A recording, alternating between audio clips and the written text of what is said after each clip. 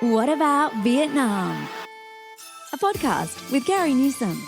The series where Curry talks with travellers about their experiences and adventures. Find out more about Vietnam from the people who have actually been there. What about Vietnam? Whether it's adventure, exploring the culture and cuisine, shopping, or just soaking up the sun. Let Carrie and her travellers pave the way for a magical holiday in Vietnam. What about Vietnam?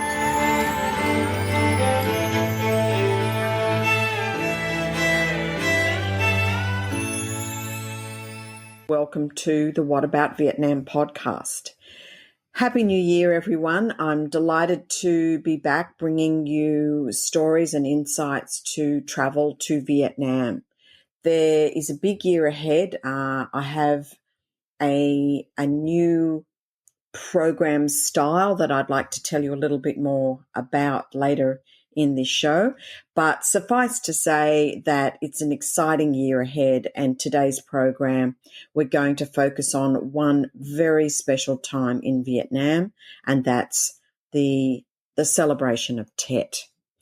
Now, when I talk about TET, I have 8 tips for travellers. Now, these 8 tips have been born from my own experience, actually on the ground. And each time I've gone to Vietnam and found myself in various locations, there's been different things I've learnt along the way. And I thought, as much as I could, I'd like to share those with you so that you can, respect the tradition for what it is, understand a little bit about what it means for Vietnamese, and plan accordingly so that you don't get disappointed or you misunderstand just what's really going on.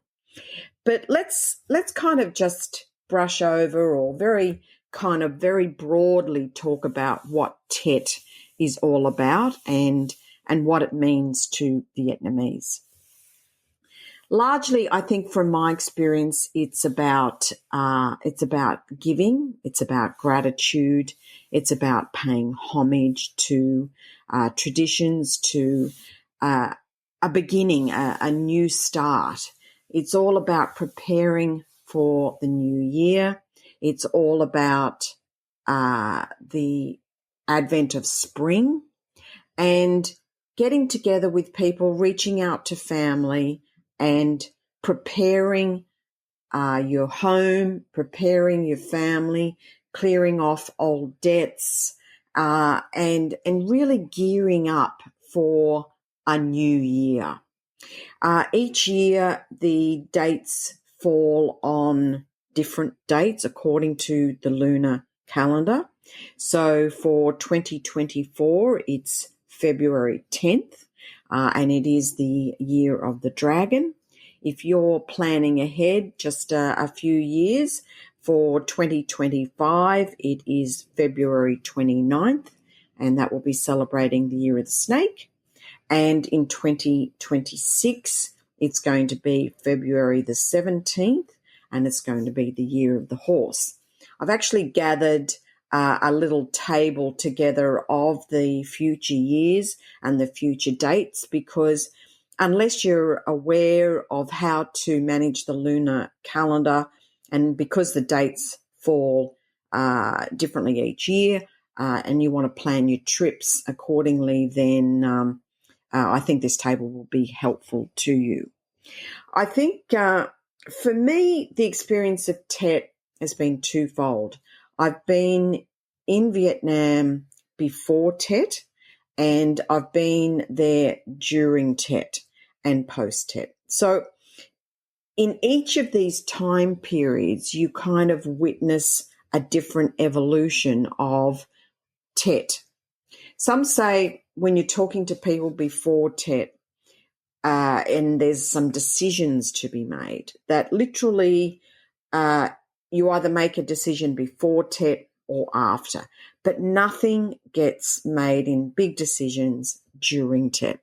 Because, as I said in the beginning, TET is really about paying homage to family and spending quality time with the people that are most important in your life, and in particularly your family and friends. And that extends also to teachers and people that you respect in the community.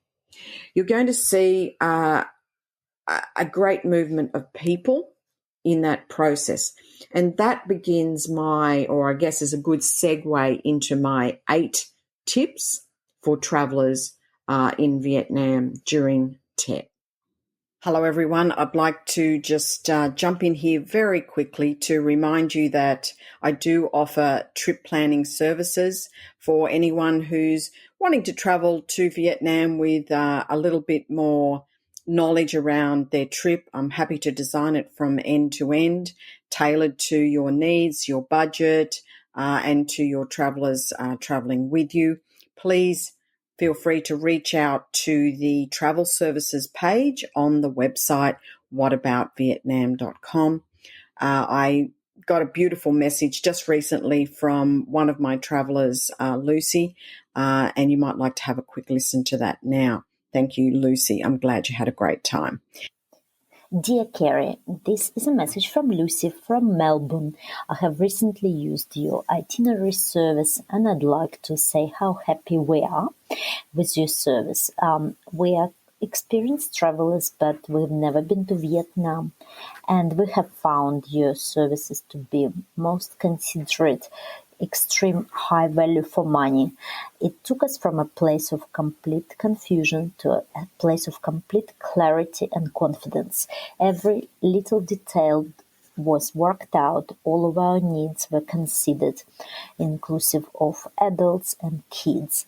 And if anyone is sitting on a fence of whether to order or not order itinerary service, I'd say it's a no-brainer, because this will be the best money you have spent on travel advice, and you will feel extremely satisfied. And yeah, I can't thank you enough, Carrie. I'm really excited about our upcoming trip, so thank you so much.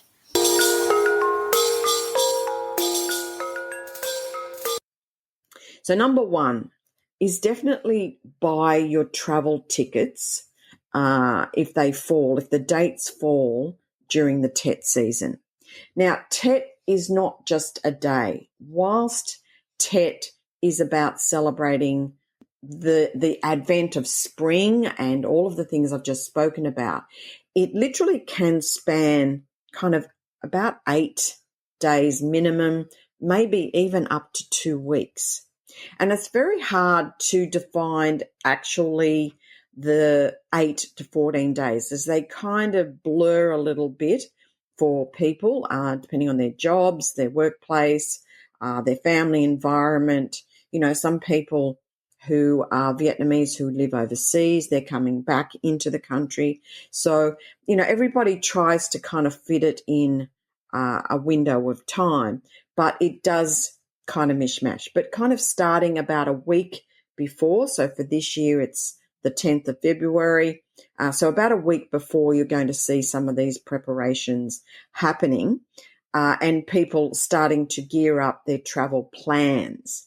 So number 1 is buy your travel tickets, so your train, your bus, and your flights, because they will be chock-a-block. So if you're wanting to move around, you're going to be moving around with, you know, the population of Vietnam all wanting to try and get to their families to celebrate this event. So number 1, buy your travel tickets in advance and make sure when you're booking, especially with things like flights, etc., that you do get your seat numbers and your allocations. Number 2, be early at the airport or bus station or train station.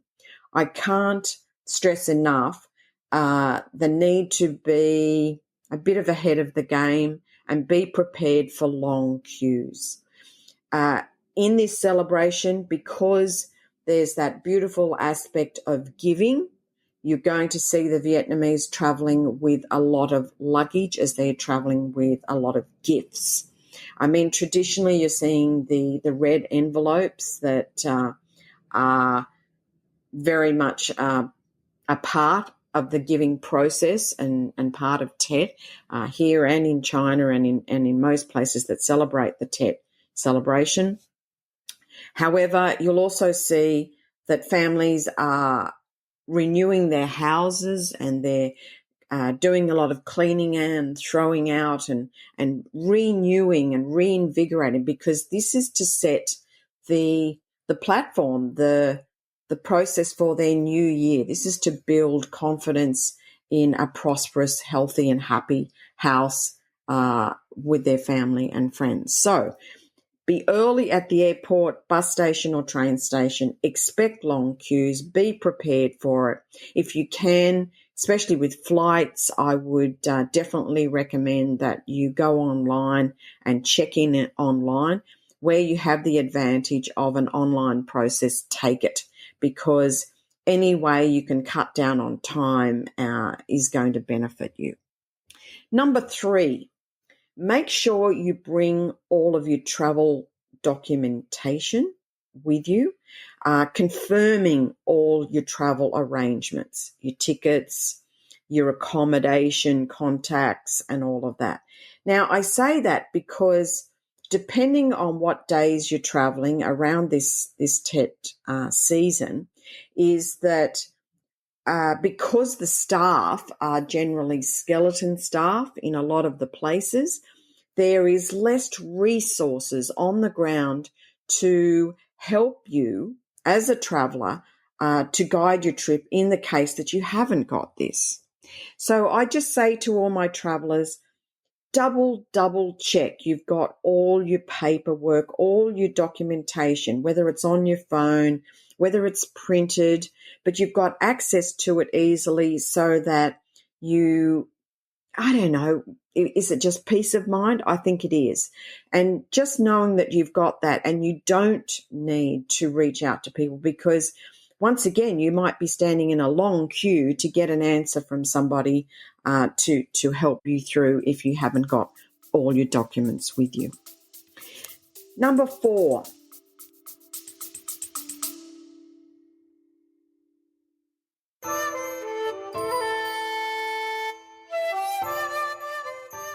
You may see at the beginning of the show notes in the podcast channel that you're listening from some words that say text me a message. It's a great idea, don't get me wrong. I love hearing from you, and that, whether that's your thoughts on the episodes, some questions, messages of appreciation. I just love the feedback. It's really great. However, I feel it remiss of me to not thank you for them, but to not be able to respond directly to you. So if you have sent me a question, and I've got lots, and you haven't heard from me, there's a really good reason why. I actually don't have the ability in the technology to respond to you. They kind of expect that you would, or I would, answer the questions in the form of a show. And there's just kind of too many, and I just think it's just too personal not to do it that way. So I wanted to alert you to the fact that if you do send me a message through that connection option, I'm not going to be able to respond to you directly. So if you do have a question, and it is time sensitive, or you want to send me any kind of message, can I suggest the following 2 ways? 1, send me an email to WhatAboutVietnam@gmail.com. That is the email address that I have the most constant access to, and I will aim to get back to you ASAP. Secondly, if you go to the website for the podcast, which is WhatAboutVietnam.com, if you scroll right to the bottom, there is a chance for you to leave a voice message. Now, in that voice message, I can respond to you equally with a response in voice. So if you want a quick response, that's your next best way. But I just wanted to get this into the show, make you aware of this, as it really is becoming problematic. And I've just got too many, and I can't kind of go naming people and answering each question. That's just a little bit silly. So if you have sent me a text message before and you're waiting on a message back as a response, I'm so sorry. I cannot do that. But if you want to send the question again, I'd be more than happy to answer.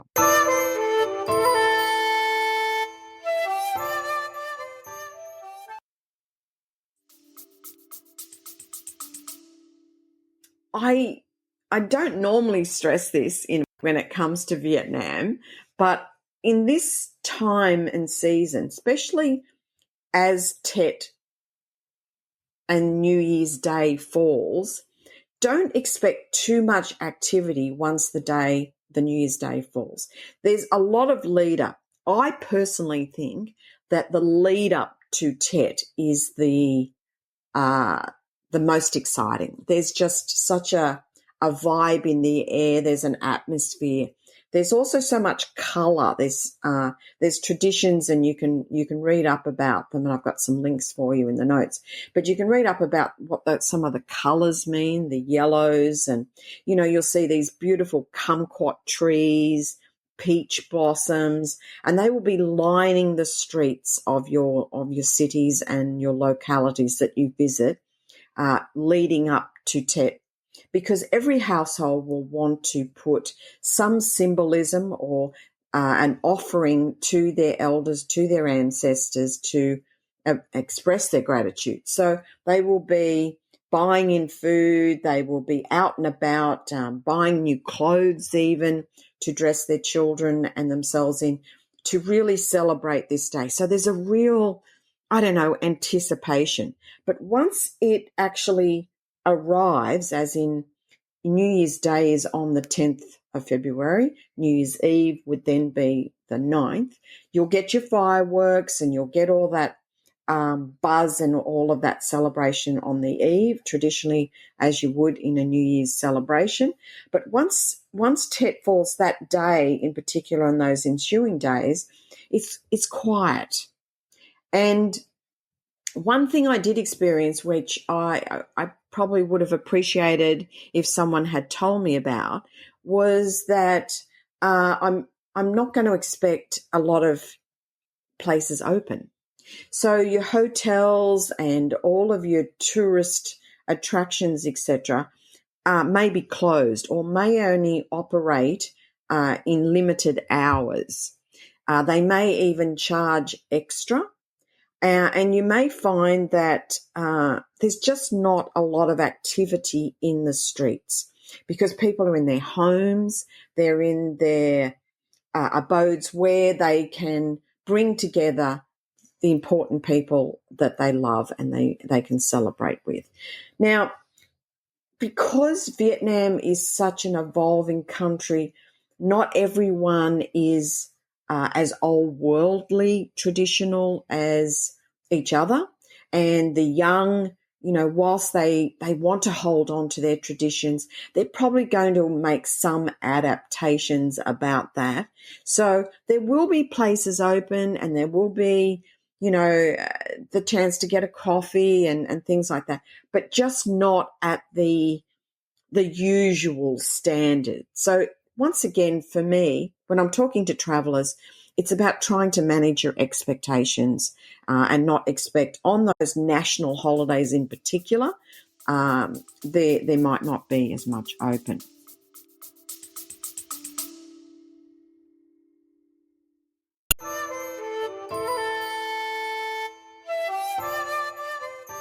You may see at the beginning of the show notes in the podcast channel that you're listening from some words that say text me a message. It's a great idea, don't get me wrong. I love hearing from you and whether that's your thoughts on the episodes, some questions, messages of appreciation. I just love the feedback. It's really great. However, I feel it remiss of me to not thank you for them, but to not be able to respond directly to you. So if you have sent me a question, and I've got lots, and you haven't heard from me, there's a really good reason why. I actually don't have the ability in the technology to respond to you. They kind of expect that you would or I would answer the questions in the form of a show. And there's just kind of too many. And I just think it's just too personal not to do it that way. So I wanted to alert you to the fact that if you do send me a message through that connection option, I'm not going to be able to respond to you directly. So if you do have a question, and it is time sensitive, or you want to send me any kind of message, can I suggest the following 2 ways? 1, send me an email to whataboutvietnam@gmail.com. That is the email address that I have the most constant access to, and I will aim to get back to you ASAP. Secondly, if you go to the website for the podcast, which is whataboutvietnam.com, if you scroll right to the bottom, there is a chance for you to leave a voice message. Now, in that voice message, I can respond to you equally with a response in voice. So if you want a quick response, that's your next best way. But I just wanted to get this into the show, make you aware of this, as it really is becoming problematic. And I've just got too many, and I can't kind of go naming people and answering each question. That's just a little bit silly. So if you have sent me a text message before and you're waiting on a message back as a response, I'm so sorry. I cannot do that. But if you want to send the question again, I'd be more than happy to answer.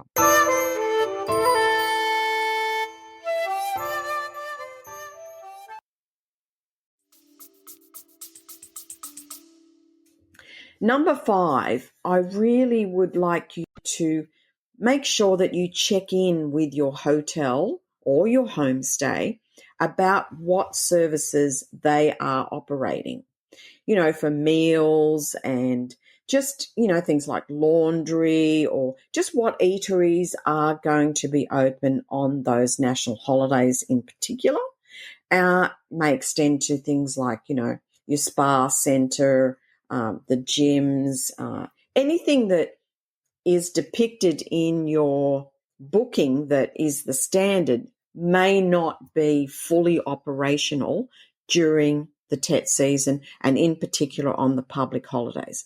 And as I said, be prepared that in each area, in each location, and in each facility or hotel or homestay, they will make their own decisions based on their staff and their ability to accommodate you. They will make their own call on what's available.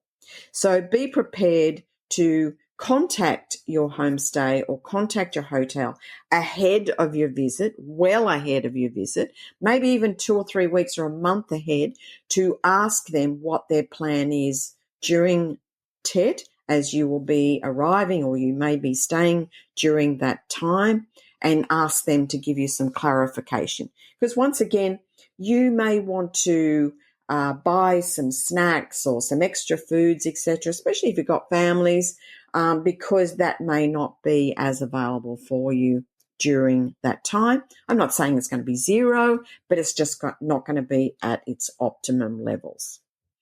The other thing I found during my TET experience was that some places use Facebook as a way of managing and handling their events, their hotels and their restaurants. So I recommend you to reach out to Facebook or Instagram, but certainly Facebook is very strong in Vietnam. And I know I was kind of a little bit on my own in this time period. The hotel was very quiet while it was all open, but I thought, oh gosh, it'd be great if I could get a massage or, pedicure or something to fill in my time, as I was going to be meeting up with some Vietnamese families in the ensuing days. So I reached out to a Facebook page of a place that did run massages and all the rest of it. I knew of them well, and I was very grateful that they were operating. They communicated with me back through Facebook Messenger. They even offered, because the taxis weren't as prevalent.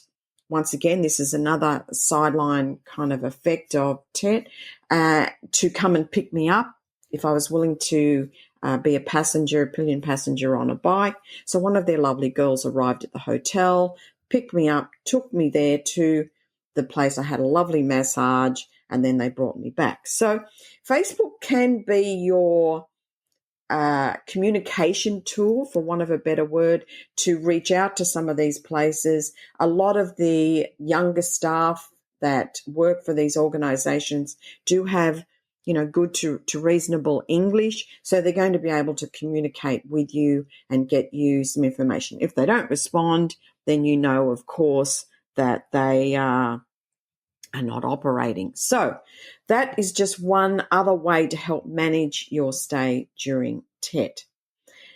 Number 7 is around expectation of restaurants, food quality, freshness, and the extension of the menus. One thing I did find was a little bit of a warning from people that because of the movement of people, that their standard suppliers may not be in full operational capacity. So their ability to get fresh food in, and in particular, seafood and things like that. So they sort of cautioned me to be careful about what I selected, to see that the restaurants would probably be offering a much condensed menu, and it would be built around what they felt they were most confident in offering. I mean, in managing this, you're going to have to read the play yourselves when you are out and about.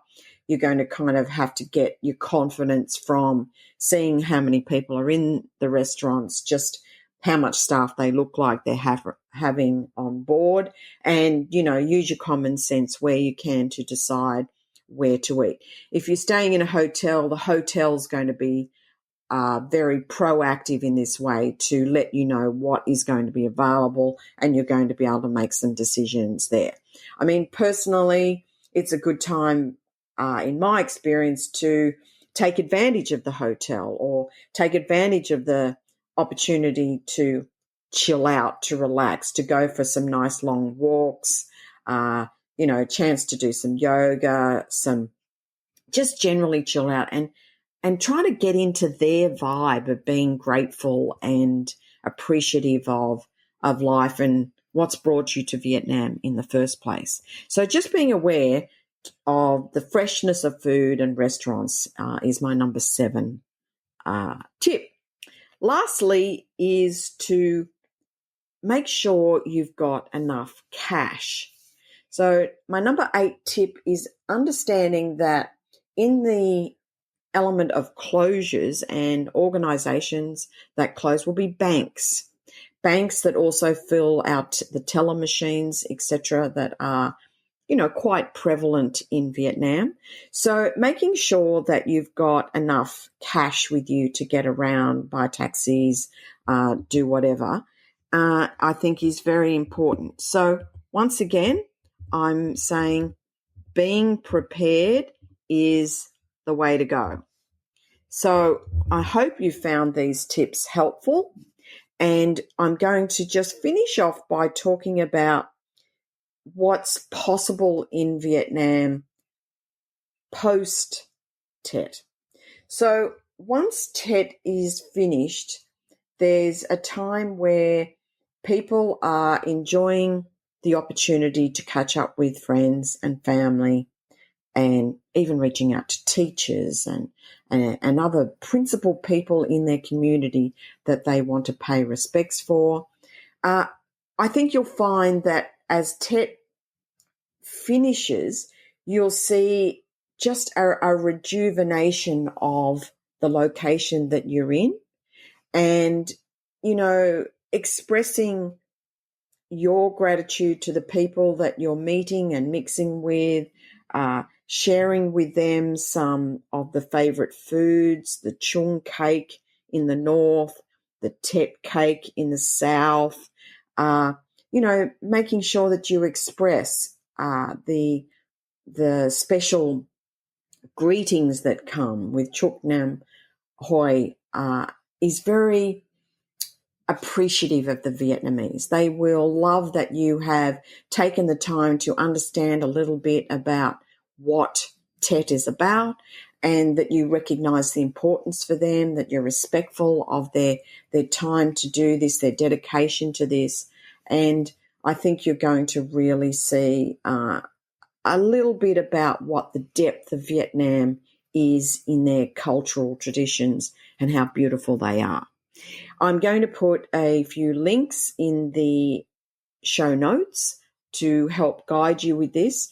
Please feel free to reach out to me directly if you have any further questions, and I'm more than happy to help you.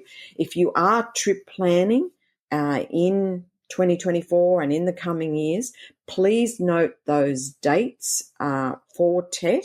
And now that you have this information, I'm hoping that you'll decide whether or not, it is for you to travel in this time period, that it suits you to do so or not. And as I said, it's really up to the individual to decide, how they want to play it. For me, I tend to travel usually before TET or after TET, so that I give the people their due in having TET, because it's really not about us as tourists, in my opinion. It's really about the Vietnamese themselves and giving respect to them for that time. So take that on board, use it as you can and how you will in the future for your trip planning, and I hope you're going to have a wonderful time. That's all we have for today. I look forward to bringing you more travel stories and insights into traveling to Vietnam in future programs. Thank you for listening. Check out the episode notes for more information. What about Vietnam? Don't forget to subscribe, rate and review, and stay tuned for more fun adventures in Vietnam.